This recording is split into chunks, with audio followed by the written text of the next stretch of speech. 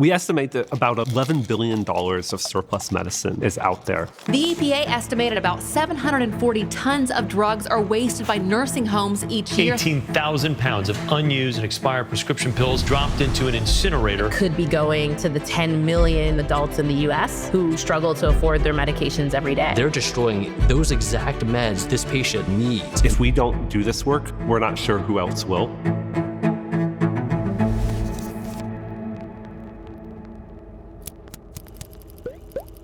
To some extent, SIRUM is the story of we don't need easy, we just need possible.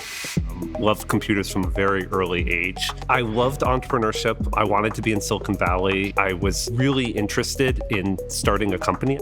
I grew up in Philadelphia.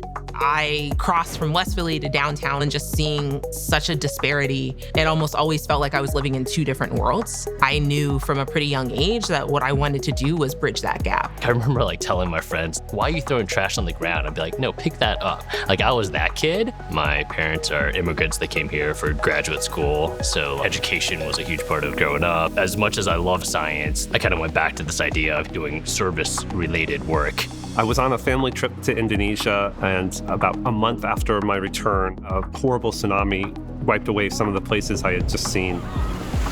I followed that relief effort, and I saw really good intentions, millions of dollars of medicine being donated, but unfortunately, very little of it was actually going to the patients who needed it. Just a few months after that, Amazon launched 2-day shipping, and I just thought, wow, in a world in which we can recycle a 5-cent Coke can and we can get 2-day shipping, why can't we get life-saving medications to the people who need them? About 1 in 4 working-age adults report skipping prescription medications that they need to stay healthy. This is not just an issue of medicine access, this is an issue of equity. While we have some of the greatest technological advancements we've ever had, at the same time, we've had some of the greatest disparities of income, of healthcare access, and the divide keeps on getting bigger. So why don't we take that $11 billion of medicine that's literally ending up in landfills, water, in our air, and get those medications directly to the patients who need them most?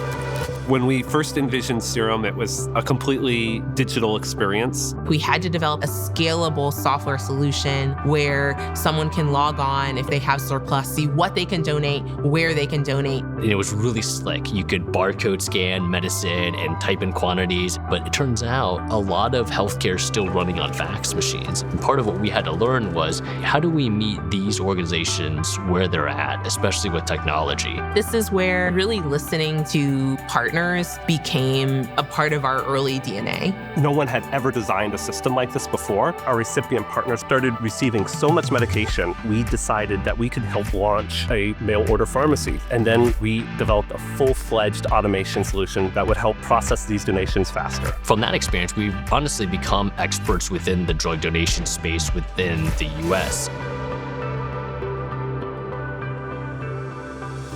Today, we're the largest redistributor of unused medicine in the country.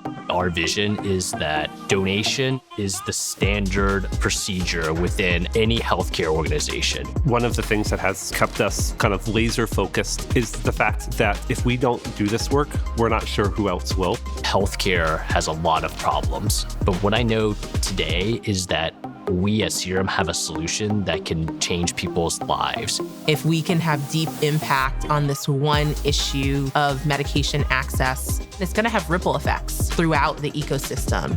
We've come really far, and still there's so much work to be done. But I think if you just take a little teeny chunk off the big problem and solve that, and then keep moving forward, this is how you move mountains, this is how you change systems. Because we don't need easy, we just need possible.